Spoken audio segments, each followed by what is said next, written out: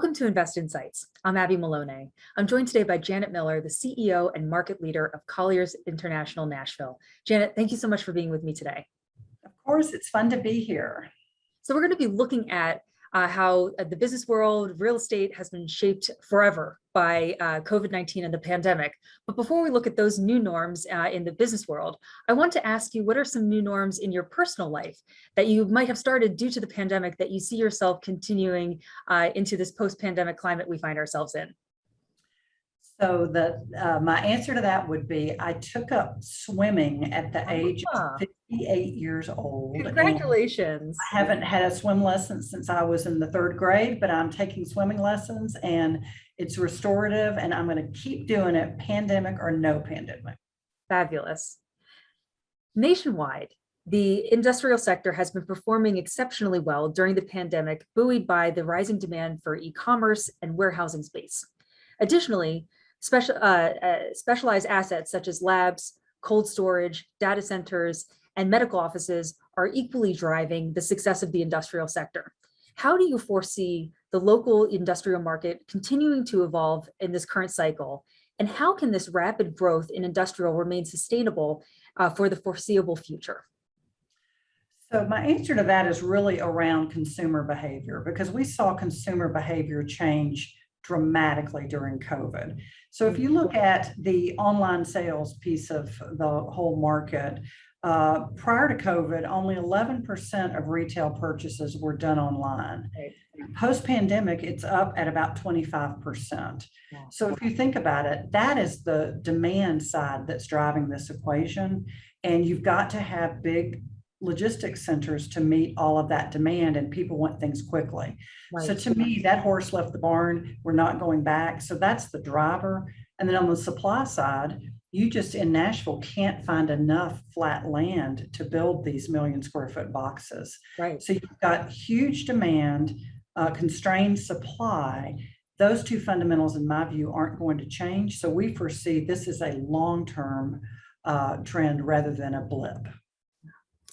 There's still over 2 million square feet of sublease office space available in the Nashville market due to the work from home environment implemented by the pandemic. While there is a gradual return to the office that we're seeing right now, to what extent do you believe that the concepts of office hoteling could be long-term solutions to help fill and occupy some of the excess office space that you see currently in the market? So hoteling is a really interesting concept because every company in America is thinking about, gosh, can I save money by downsizing? The most recent Colliers research shows 85% of the companies are going to a hybrid model, right? So 1 day a week, 5 day a week, 4 day a week, but it's going to be hybrid. Hoteling is a different thing though, because hoteling means you're going to give up your space and park anywhere in the office. And many, many corporations, it's all about retaining talent right now. Right. And people like their places. They feel safe there. And it's just, people aren't really that excited about giving up their personal spaces. So while we may see hybrid model, I think hoteling is going to be a much smaller percentage.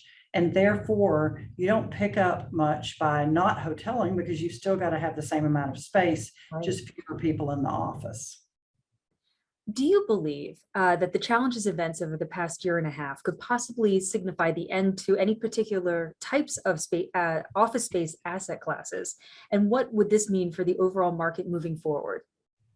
So that's a really interesting question because you are seeing a push to the suburbs in the office space because a lot of people are like, look, we've been home for 2 years.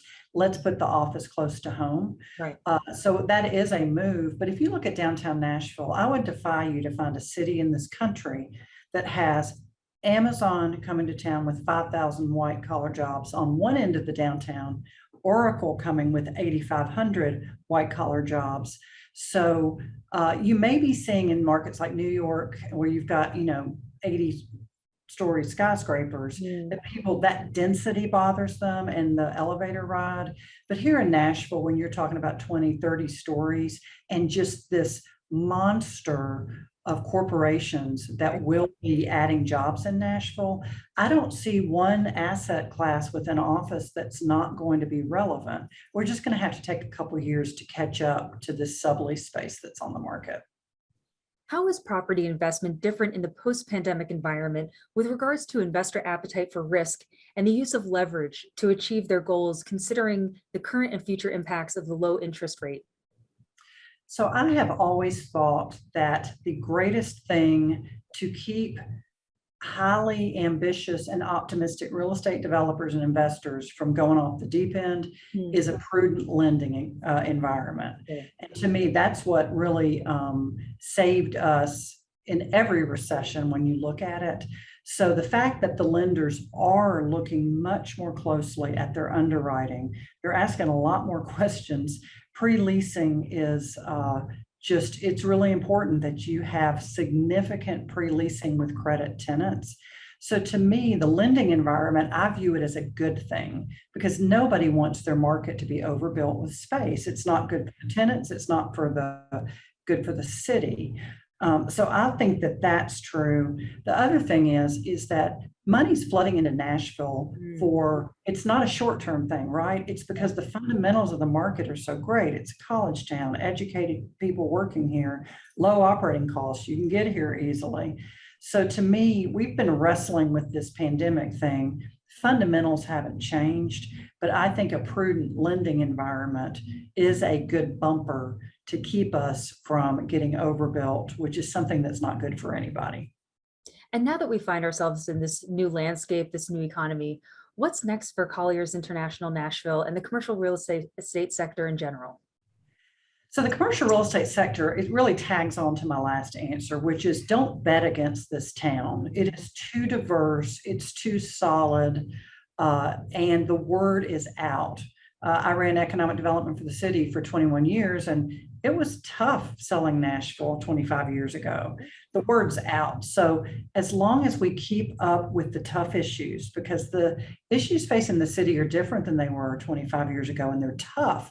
It's keeping infrastructure up with growth, it's education, it's crime, it's preserving the quality of life of this precious, special city. And to me, so long as we pay attention to those scenarios, then the sky's the limit. Colliers, we are all about being involved in Nashville. I mean, it's just how I've spent my life. So we feel like if we help take part in the solutioning and we take care of our clients, then hopefully our trajectory will follow that of Nashville and the sky will be the limit for Colliers as well. Well, thank you again. That was Janet Miller, the CEO and market leader of Colliers International Nashville. My name is Abby Maloney, and you've been watching Invest Insights. Janet, thank you again. Thank you. It was so much fun to see you. Hey everyone, don't forget to like this video and subscribe to our channel so that you can stay up to date on the latest business trends from our knowledgeable experts.